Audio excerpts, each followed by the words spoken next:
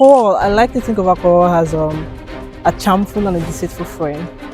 One of our lecturers back in our clinical rotations told us the story of how his father, literally, he drinks a lot, he beats him. That thing impacted his home. And it was that bad when he was graduating, right? His parents didn't even know that he actually did med school. That was how bad it was. We like to talk about how, oh, I had a hangover, but Yeah. if you begin to think about long-term effects, from something as small as a hangover to something as large as cancer, you got to pick your poison. Mr. Dr. Daniel, you're welcome once again on the show, right? Pleasure to be here. Honestly. So thanks a lot for sharing your story with everybody. It's really, really good that we engage people, tell people how med school really is. To be very honest with you, I didn't even know myself how med school was going to be. Nobody really told me these kinds of things. So it's really good that, you share your story with people, inspire someone out there. Thanks a lot, man. Definitely. All right. So for today, we're doing something different, right? And I would like you to speak to some people. There are some patients. You mentioned IM, right? Internal medicine. That's where you want to move into. By the way, guys, if you haven't watched the interview that he did, his story, if you didn't watch his story, please check out the video that will be put in the description below to check out that particular story. It was really amazing. So you mentioned in that earlier video that you actually wanted to go into IM, right? And one thing about internal medicine that you will find is you have patients with very interesting stories, background stories, and very, very interesting characters. One of such kind of patients are alcoholics. We see it in our society, right? We see how alcoholism has literally drained the lives of many people. I mean, I can even remember the story. One of my teachers, one of our lecturers back in our clinical rotations told us the story of how his father was literally, he drinks a lot, he beats him, that thing impacted his home. And it was that bad that he literally, when he was graduating, right, his parents didn't even know that he actually did med school. That was how bad it was. So alcoholism has really affected the lives of many people, truthfully speaking. I mean, there are stories of people who, husband and wife, divorced, children abused, they see their father drinking, so it's really a problem, both medically, both health wise, even spiritually speaking, in all ramifications.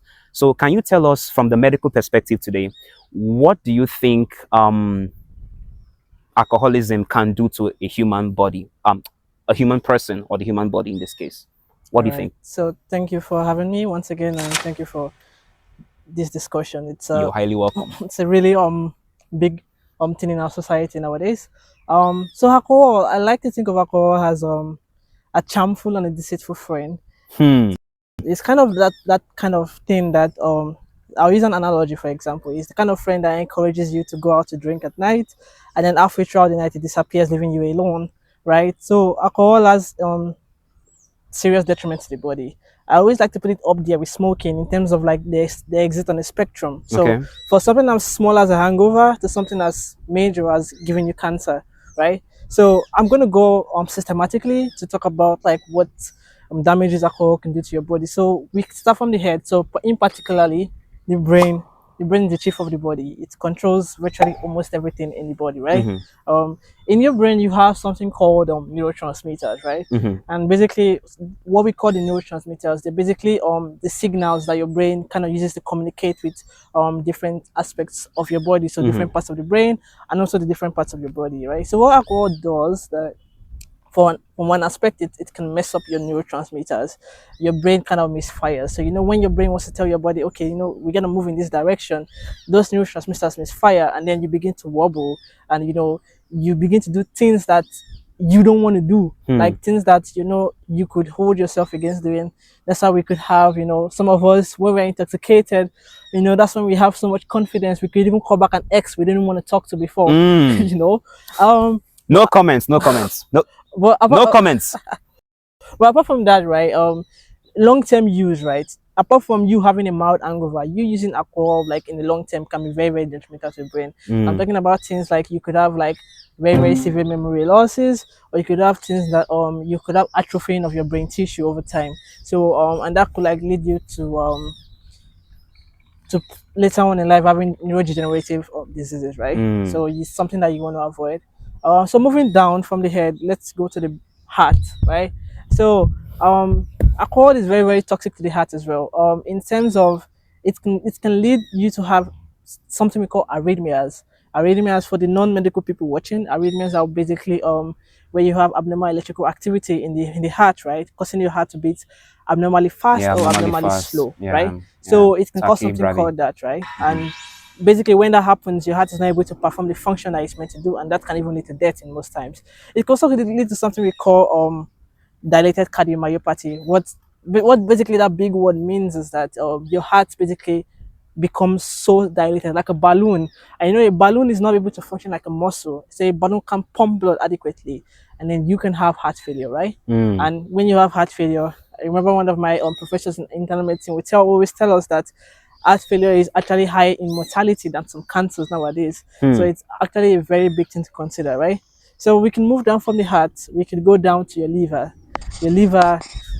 I always put liver up there with the brain, right? So the liver is an underrated organ in terms of it's responsible for detoxification of almost every toxins that come into your body, right? Mm-hmm. Now, if you're someone that drinks a lot of alcohol, right, the liver obviously would perform its function. It's going to detoxify it, and in medicine terms, it detoxifies it into something we call acetaldehyde, right? Mm-hmm. But now acetaldehyde is toxic to the liver, right? So in large amounts, when you are consuming so much of this alcohol, your liver can't keep up with how much you're drinking, and this acetaldehyde accumulates in your liver and it becomes to destroy it. Which is why I also say it can exist on a spectrum, right, where you have your alcohol leading to something we call the liver cirrhosis, and ultimately the end goal of liver cirrhosis, if not adequately managed, would be Yeah. cancer of the liver. Mm-hmm. And most times when you have cancer of the liver, That's the, very, it's very, very very bad, and the detrimental. definitive Yeah. treatment might be you having to undergo a liver transplant, Yeah. which in most countries they might not even want to give you because of fear that you might abuse it again, right? Mm. Moving on to something as small as your pancreas as well. Time and time in my surgery rotation, I've seen patients coming with pancreatitis because of how much they're drinking. Um, but people don't know that. People always say, "Oh, it's just acute pancreatitis is going to go." But when you have repeated bouts and bouts and bouts of acute pancreatitis, it can lead to chronic pancreatitis, and from there, also on the same spectrum, you can go into pancreatic cancer, which is really, really poor prognosis, Yeah, right? that's bad. That's So, bad. oh, Just as a plug there, for the medical students who is watching right now, if you're into the medical field, just as something to remind you, and even if you're not in the medical lines, there are two main causes. There are many causes, right? If you remember your I get smashed mnemonic for causes of pancreatitis, the very two main causes of pancreatitis would be your gallstones and your alcohol. So definitely. those two things are a big thing that patients should really watch out for if they have been given such a diagnosis. Okay, back to you, man. Yeah. So another system that is also damaged, but people kind of overlook, would be your immune system, right? Mm. Your immune system, your white blood cells, your lymphocytes, right? These things that help you fight infections in the body. Your alcohol would kind of weaken your immune systems, and this can also lead you to risk of opportunistic infections. So infections like that your body can adequately fight.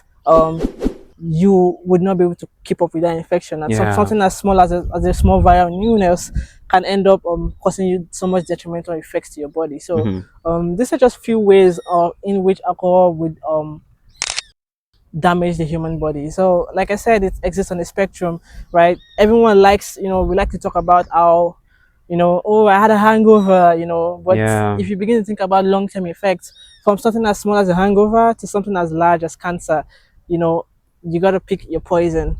Not all things that are sweet are neat. Quote.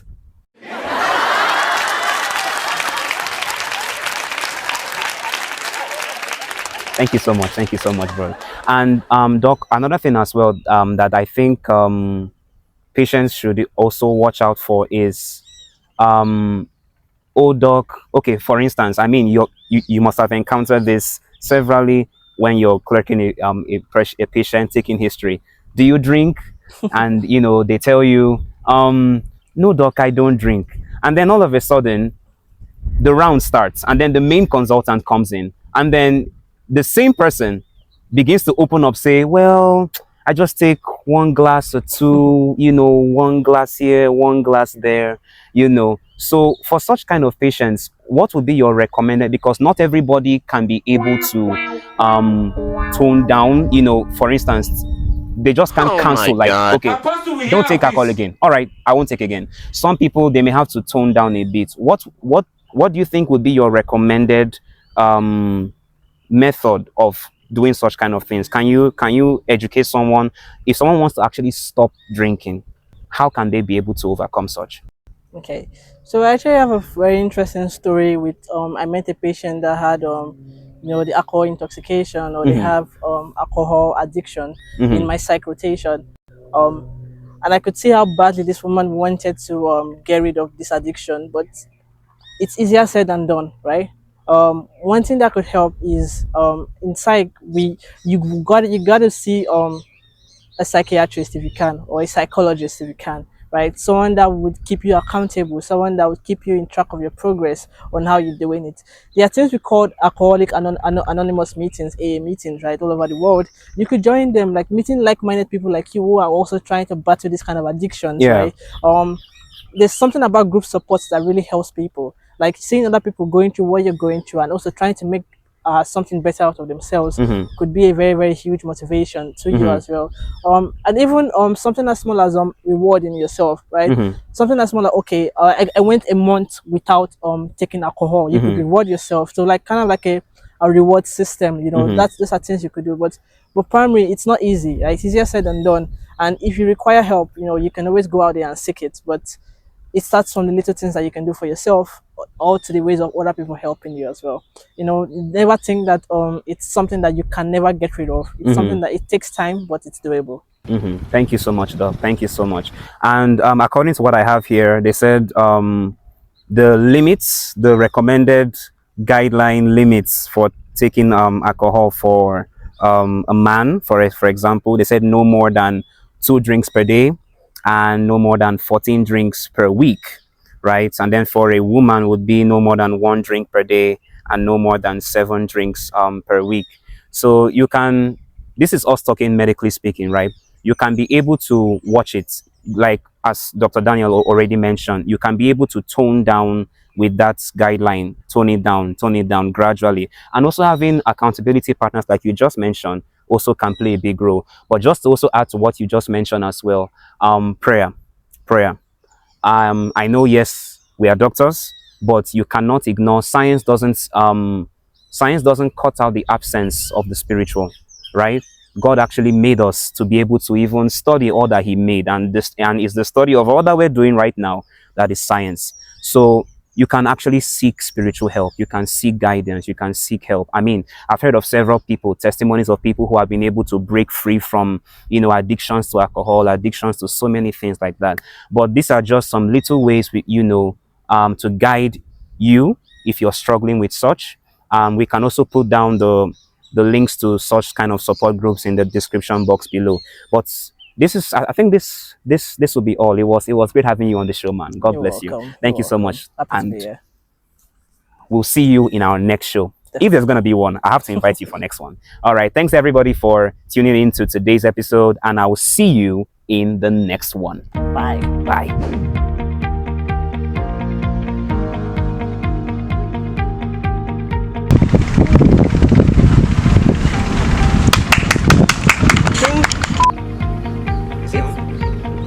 Press that button. Yeah, it's on now. It's on. Press, Stop. press.